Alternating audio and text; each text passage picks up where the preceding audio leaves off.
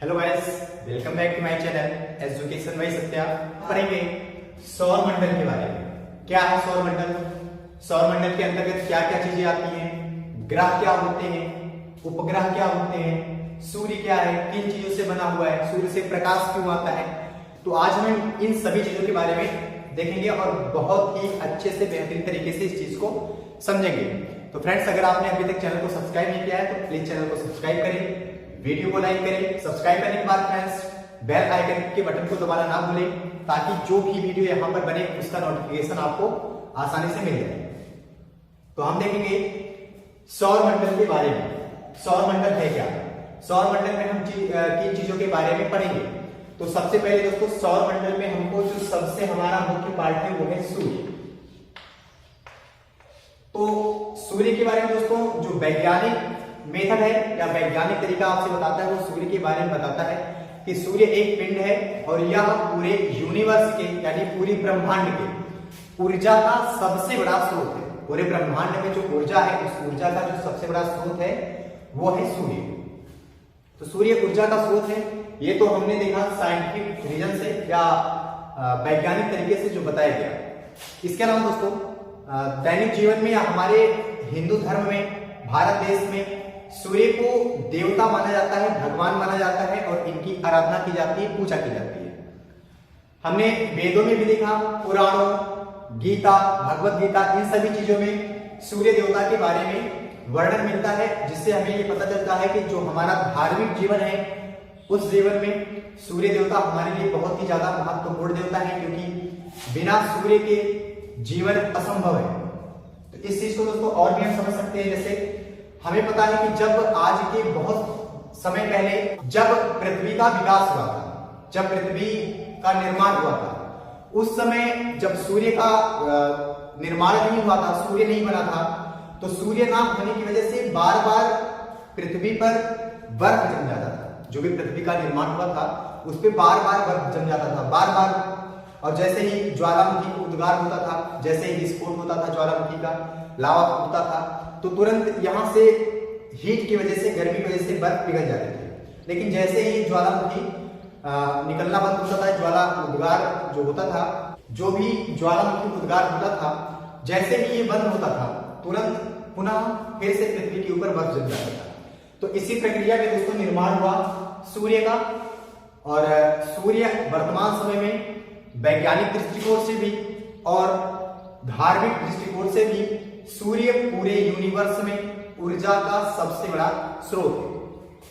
अगर सूर्य एक दिन के लिए ना रहे या सूर्य का प्रकाश एक दिन के लिए पृथ्वी तक ना पहुंचे, तो इसका भी स्टार्ट करते हैं सूर्य के बारे में कि सूर्य है क्या और ये किन चीजों से मिलकर के बने।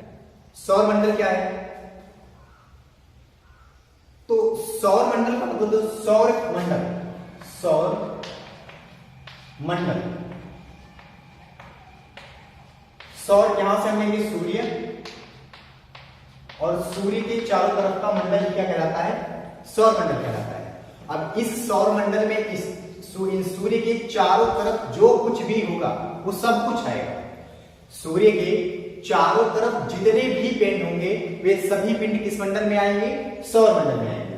तो हम कह सकते हैं एक तरीके से कि सौर मंडल क्या है? सूर्य और उसके चारों, सूर्य और इसके चारों ओर के मंडल को ही सौर मंडल कहा जाता है।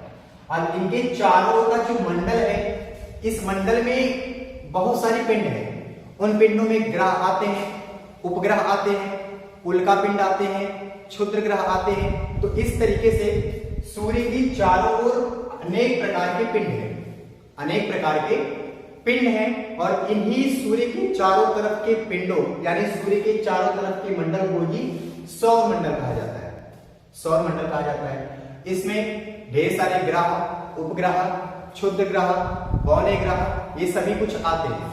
सूर्य और इसके चारों ओर, सूर्य और इसके चारों ओर परिक्रमा करने वाले 8 ग्रहों, 165 से ज्यादा उपग्रहों तथा बौने ग्रहों क्षुद्र ग्रहों, इन सभी के मंडल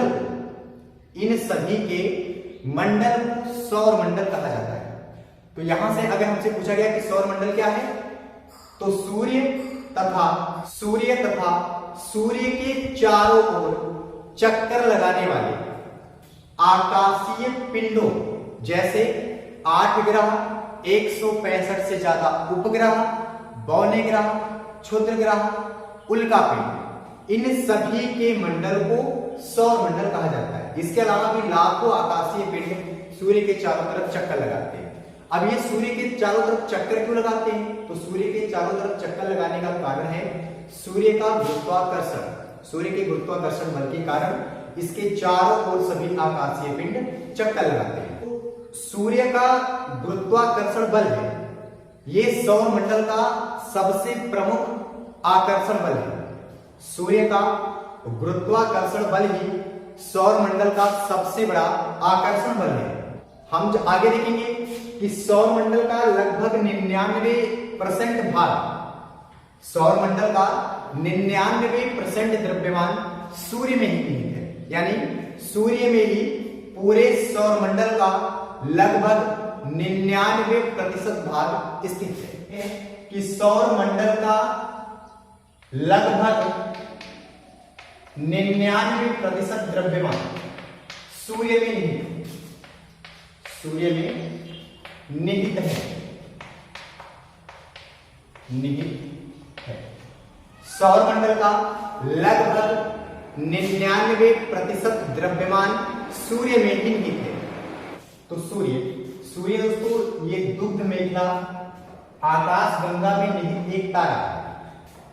सूर्य आकाश गंगा जो कि बहुत ढेर सारे तारों का समूह होता है। जब हम तारों के बारे में पढ़ेंगे तब उसके बारे में देखेंगे। सूर्य दुग्ध मेखला आकाश गंगा में निहित एक तारा है। सौर मंडल का जो केंद्र है, यानी केंद्र का मतलब है जिसके चारों ओर सभी ग्रह, उपग्रह, क्षुद्र ग्रह, उल्का पिंड ये सभी चक्कर लगाते हैं। तो सूर्य सभी पिंडों के बीच का केंद्र है जिसके चारों ओर ग्रह, उपग्रह, क्षुद्र ग्रह, उच्छल तारे ये सभी कुछ चक्कर लगाते रहते हैं। आगे सूर्य अपने अक्ष पर पूरब से पश्चिम की ओर घूमता है।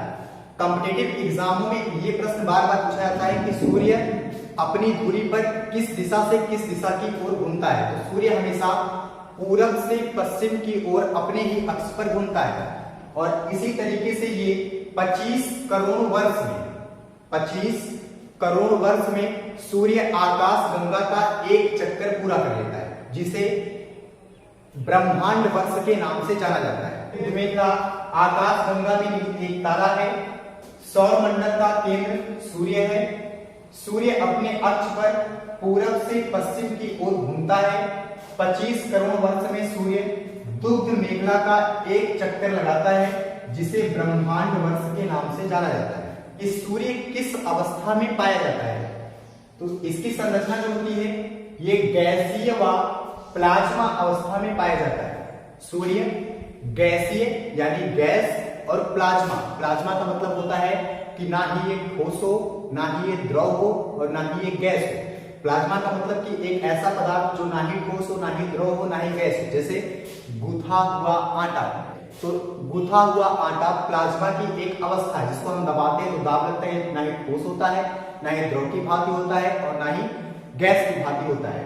तो सूर्य गैसीय व प्लाज्मा अवस्था में पाया जाता है और इसकी संरचना हाइड्रोजन और हीलियम से मिलकर के हुई है, जिसमें हाइड्रोजन 74.5% और हीलियम 23.5% के आसपास होता है। तो सूर्य का संरचना कैसा है, इसमें 74.5% हाइड्रोजन है और 23.5% हीलियम है। हाइड्रोजन और हीलियम के वजह से ये दुनिया जो है चल रही है। एक तरीके से हम कह सकते हैं कि इस पूरे ब्रह्मांड में, पूरे विश्व में, पूरे यूनिवर्स में ऊर्जा का जो सबसे बड़ा स्रोत है वो हाइड्रोजन और हीलियम ही है। लेकिन यहाँ पे सूर्य में एक प्रक्रिया होती है जिसका नाम होता है नाभिकीय संलयन, और यह एक ऐसी प्रक्रिया है जिसमें कई हाइड्रोजन एक साथ जुड़ करके हीलियम का निर्माण करते हैं। और कि सूर्य हमें दिखाई देता है वो अलग अलग पार्टों में डिवाइड होता है, और उन अलग अलग पार्टों के नाम क्या होते हैं। तो सूर्य की संरचना में कोर है, वर्णमंडल है, प्रकाश मंडल है, सूर्य किरीट है या सूर्य मुकुट। तो फ्रेंड्स आगे हम देखेंगे कि सूर्य के जो पूरा सूर्य है वो कितने पार्टों में डिवाइड है और उन सभी पार्टों के नाम क्या क्या है। आंतरिक भाग कौन से होते हैं, बाह्य भाग कौन से होते हैं, इसके अलावा कहां से हमें प्रकाश मिलता है, कहां से एक्स किरणों का उत्सर्जन होता है, कहां पे दाब ज्यादा होता है, कहां पे घनत्व ज्यादा होता है, या इन मंडलों के अलग अलग नाम कौन कौन से हैं और इनके कार्य कौन कौन से हैं। तो पहले हम सूर्य को, यहाँ पे ये सूर्य आपके पास सूर्य का फिगर बना हुआ है जो कि 6 पार्टों में डिवाइड किया गया है, 6 भागों में बटा हुआ है। ये अंदर का पहला भाग, दूसरा, तीसरा, चौथा, पांचवा और छठवां। सूर्य 6 भागों में बटा हुआ है, जिसमें अंदर के पहले 3 भाग को आंतरिक भाग कहा जाता है और बाहर के 3 भाग को बाह्य भाग कहा जाता है या एक्सटर्नल पार्ट कहा जाता है। अंदर के 3 पार्टों को इंटरनल पार्ट और बाहर के 3 पार्टों को एक्सटर्नल पार्ट कहा जाता है या बाह्य भाग। इसको जो बाहर वाला है तीनों, इसको बाह्य भाग बोला जाएगा और अंदर वाले तीनों को आंतरिक भाग बोला जाएगा। अब यहां से दोस्तों अंदर वाले से हम बाहर की तरफ जाएंगे। यहां से देखिए अंदर से बाहर की ओर का क्रम यहाँ पे लिखा हुआ है। तो जो सबसे अंदर वाला भाग होता है उस भाग का नाम होता है कोर, उस भाग का नाम कोर होता है। दूसरे भाग का नाम विकिरण मंडल, ये जो दूसरा वाला भाग है इसका नाम है विकिरण मंडल, यहाँ से विकिरण का उत्सर्जन होता है। ये जो तीसरा वाला मंडल है इस मंडल का नाम है संवहन मंडल, जो कि अब यहां से हमारे पास पहला मंडल, दूसरा मंडल और तीसरा मंडल, ये 3 मंडल हो चुके। इन्हीं तीनों मंडलों को इंटरनल पार्ट कहा जाता है। सूर्य का जो इंटरनल पार्ट है वो यही 3 मंडल हैं, कोर, विकिरण मंडल और संवहन मंडल। इसके बाद जो ये बाहर के 3 पार्ट हैं, चौथे पार्ट का नाम होता है प्रकाश मंडल, जहां से प्रकाश पृथ्वी पे आता है, और चौथा है प्रकाश मंडल, पांचवा है वर्णमंडल और छठवां होता है ये जो 5वां वाला मंडल है, इस मंडल को कहते हैं वर्णमंडल। जो कि जब ये वर्णमंडल हमें तभी दिखाई देता है जब पूर्ण सूर्य ग्रहण होता है, क्योंकि पूर्ण सूर्य ग्रहण के दौरान ये जो कोर वाला मंडल होता है, विकिरण मंडल, संवहन मंडल और प्रकाश मंडल, ये चारों पार्ट ढक जाते हैं चंद्रमा के माध्यम से। लेकिन ये जो बाहर के दोनों पार्ट होते हैं जिसमें वर्णमंडल और कोरोना, इसी को सूर्य किरीट या सूर्य मुकुट भी कहा जाता है, ये 2 भाग पूर्ण सूर्य ग्रहण के दौरान आसानी से देखे जा सकते हैं। तो एक बार इनका अंदर से बाहर की ओर का क्रम देख लेते हैं। कोर, पहला वाला पार्ट कोर कहलाएगा, दूसरा वाला पार्ट विकिरण मंडल कहलाएगा, तीसरा वाला पार्ट संवहन मंडल कहलाएगा, चौथा वाला पार्ट प्रकाश मंडल कहलाएगा, पांचवा वाला पार्ट वर्णमंडल कहलाएगा और छठवां वाला पार्ट सूर्य मुकुट या सूर्य किरीट या फिर इसी को कोरोना के नाम से जाना जाता है।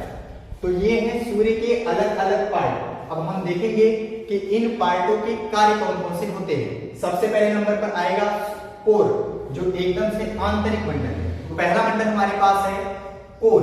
तो ये दोस्तों जो कोर होता है इसका ताप और दाब सबसे ज्यादा होता है, और इसकी जो यहाँ पे जो ताप होता है 1.5 इंटू 10⁷ डिग्री सेल्सियस इसका ताप होता है, जो अंदर का कोर वाला मंडल होता है। पूछा जाएगा प्रश्न में कि सूर्य का कौन सा भाग प्लाज्मा अवस्था में पाया जाता है, तो यही जो कोर वाला पार्ट होता है यही सबसे ज्यादा प्लाज्मा अवस्था में पाया जाता है। प्लाज्मा अवस्था का मतलब ना ही ठोस हो, ना ही द्रव हो, ना ही गैस हो, जैसे गूंथा हुआ आटा। इस पूरी यूनिवर्स में एनर्जी का सबसे बड़ा सोर्स है, एनर्जी का ऊर्जा का सबसे बड़ा स्रोत है। दूसरा मंडल है विकिरण मंडल। इस मंडल से दोस्तों विद्युत चुंबकीय तरंगों का स्थानांतरण होता है, यहां से विद्युत चुंबकीय तरंगों का स्थानांतरण होता है दूसरे वाले मंडल यानी विकिरण मंडल से। तीसरा मंडल है सन मंडल। इसका नाम इसलिए है क्योंकि यहाँ पर सूर्य में उपस्थित पदार्थों का संवहन होता है, तो इस वजह से इसका नाम संवहन मंडल है। अगला प्रकाश मंडल। सूर्य का वह भाग होता है जो हमें दृश्यमान होता है। दृश्यमान मीन्स जो हमें दिखाई देता है, उसी मंडल को प्रकाश मंडल के नाम से जाना जाता है। इस मंडल का जो तापमान होता है दोस्तों वो 6000 डिग्री सेल्सियस होता है। तो अगर यहां से प्रश्न पूछा गया कि सूर्य के प्रकाश मंडल का तापमान क्या होता है, या जिस मंडल से हमें प्रकाश मिलता है उस मंडल का तापमान क्या होता है, तो इस मंडल का तापमान 6000 डिग्री सेल्सियस होता है। अगला है दोस्तों वर्णमंडल, जो हमारा 5वां मंडल है, या फिर ऐसा कहें कि बाह्य भाग का जो दूसरा मंडल है, इस मंडल का नाम वर्णमंडल होता है।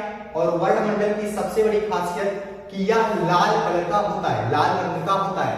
तो यानी सूर्य का वह भाग जो हमें लाल कलर का दिखाई देता है, या बाहरी वाले भाग में जो अधिकतर लाल पार्ट में दिखाई देता है, इसी मंडल को हम वर्णमंडल के नाम से जानते हैं। ये जो वर्णमंडल होता है दोस्तों, ये पूर्ण सूर्य ग्रहण के दौरान दिखाई देता है। ये अभी आपको बात बताइए कि जब सूर्य ग्रहण होता है तो सूर्य ग्रहण का मतलब क्या है, सूर्य के ऊपर ग्रहण लगना, यानी सूर्य का ना दिखाई देना।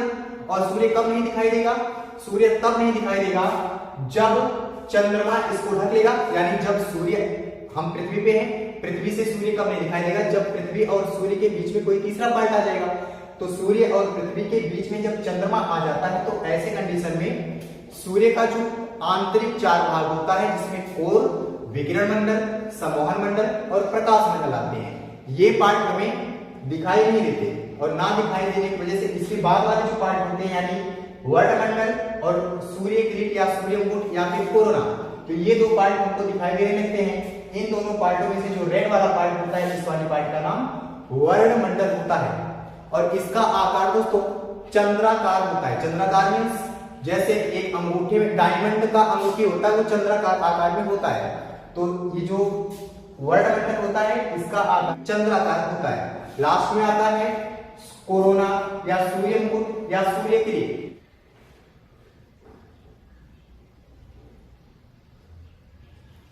तो सूर्य जो ये लास्ट वाला पार्ट है, कोरोना या सूर्य मुकुट या सूर्य किरीट, इसके बारे में दोस्तों हम जब पढ़ते हैं तो यह सूर्य का सबसे बाह्य पार्ट है, सबसे बाहरी भाग है, जो पूर्ण सूर्य ग्रहण के दौरान हमें आसानी से दिखाई देता है। इसके अलावा इसका जो तापमान होता है, कोरोना या सूर्य मुकुट या सूर्य किरीट, इसका जो तापमान होता है वो 1 मिलियन से 2 मिलियन डिग्री सेल्सियस के आसपास होता है। यानी ये जो बाहरी वाला तापमान होता है, इसका मान भी बहुत ही ज्यादा होता है। इसी की वजह से सूर्य के पास पहुंचने से पहले कोई भी चीज जल करके राख हो जाती है। सबसे इंपॉर्टेंट पॉइंट जो है इस वाले मंडल में, जिसको हम कोरोना, सूर्य मुकुट या सूर्य किरीट के नाम से जानते हैं, इस मंडल से एक्स किरणों का उत्सर्जन होता है। कई बार ये प्रश्न पूछा जा चुका है कि सूर्य का कौन सा मंडल है जहां से एक्स किरणों का उत्सर्जन होता है। तो सूर्य का जो सबसे बाहरी मंडल होता है, यानी सूर्य किरीट या फिर कोरोना या फिर सूर्य मुकुट, इसको हम तीनों नाम से बुलाते हैं। इसमें से कोई भी नाम, चाहे कोरोना बोला जाए, चाहे सूर्य मुकुट बोला जाए और चाहे सूर्य किरीट बोला जाए, इसी वाले भाग से एक्स किरणों का उत्सर्जन होता है।